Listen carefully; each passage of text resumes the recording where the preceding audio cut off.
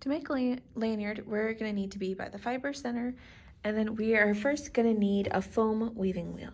So we're going to look for this weaving wheel, and the foam ones are the easiest to use. So grab a foam one. Then you are going to need 8 strings. So if we come by here, you are going to grab 8 strings. You can choose any colors that you want, but make sure you have 8. So I am going to choose my 8, but you will choose your 8 strings. To grab the strings, you're going to just grab one string and pull out. So I'm grabbing all my 8 strings. Then once you have your 8 strings, you're going to line them up so they're all kind of the same starting point. So I'm going to line all these 8 strings up. And then we're going to make a knot. So here they all are together. Then at the top, I'm going to make a knot. So if I go around my fingers to make a little loop, then all these 8 tail little pieces have to go behind and through the loop. So here we have a knot. Then I'm taking all the 8 strings and then pulling tight. And then you're going to move this little knot kind of up towards the top. Okay, so I have my knot and then my strings, and then I need my foam weave wheel. So the easiest way to do it is with the foam. There is also wooden ones. The wooden one are for tiny string, the thin string, but this will take you a lot longer. So if we wanted to be quick, we can use yarn and use the foam.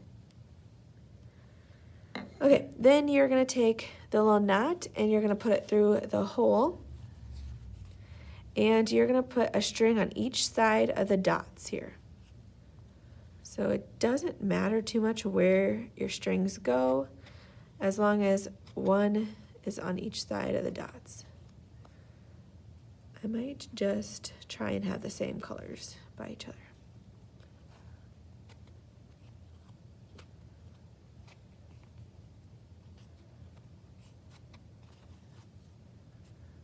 Okay, then once you have all the colors by each other, you're going to start the pattern. So the pattern is going to go bottom left. So if I make an L at the bottom left, is going to go straight to the top. So if I grab this string, it is going to go straight to the top right next to these 2 strings. So right next to them. It doesn't really matter the numbers or the dots anymore, so we don't have to worry about them. So bottom left, go straight to the top. Then the top right one, so that's this one right here, is going to go straight to the bottom. Then you are going to rotate. So you're going to turn it in the same direction. Then it does the same thing.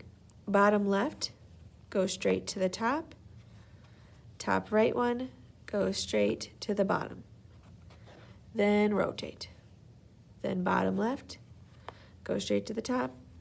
Top right one, go straight to the bottom. And then rotate. Bottom left, go straight to the top. Top right one, go straight to the bottom. Okay, so these little dots, it doesn't matter anymore as long as we always still have 2 strings by each other. So rotate, bottom left one, go straight to the top. Top right one, go straight to the bottom. Then you rotate, keep going. Bottom left, top. Top right one, bottom. You always have to turn in the same direction. If you don't, it won't turn out. And then always try and remember which string you were at. Sometimes you can kind of look and see, but it might be hard to tell. So I'm going to take this bottom left one, go straight to the top. Top right one, go straight to the bottom, and turn. So I'm going to do this over and over again for the whole time. It follows the same pattern. Bottom left, goes to the top.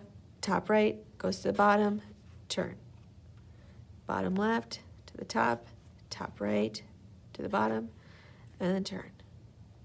So you keep on doing the same thing over and over again, and eventually you'll start to notice it'll start making like a little chain of our bracelet or lanyard. So I'm going to keep on going over and over again until I am done with this bracelet.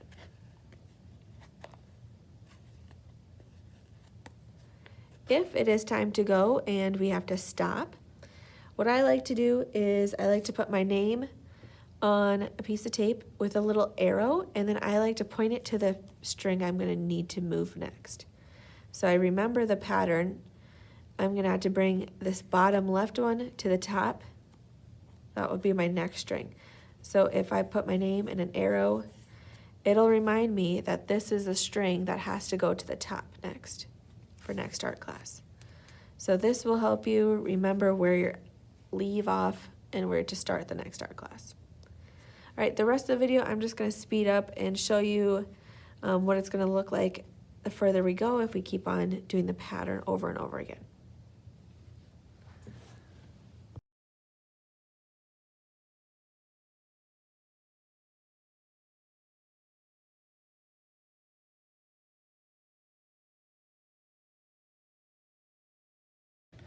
All right, so after working for like 6 minutes, I have a nice little chain coming.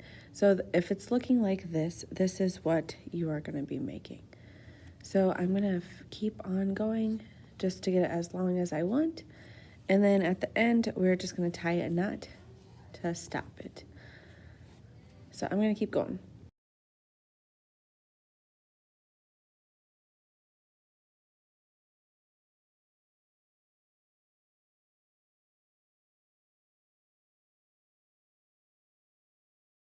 Okay, so then whenever you have it the length that you want, you are just going to take the strings off the wheel. And I like to take 4 on each side.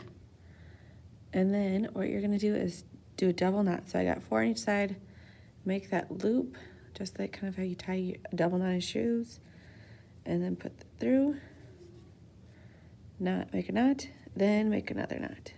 So we're double knotting it so it doesn't start to unravel. Right, so then I got my nice little lanyard, and I can cut off these strings if I want. I always suggest not cutting right next to the knot, just in case the knot starts to loosen up. I always like to do a little bit below. So I might cut off a little bit below. And that's the finish.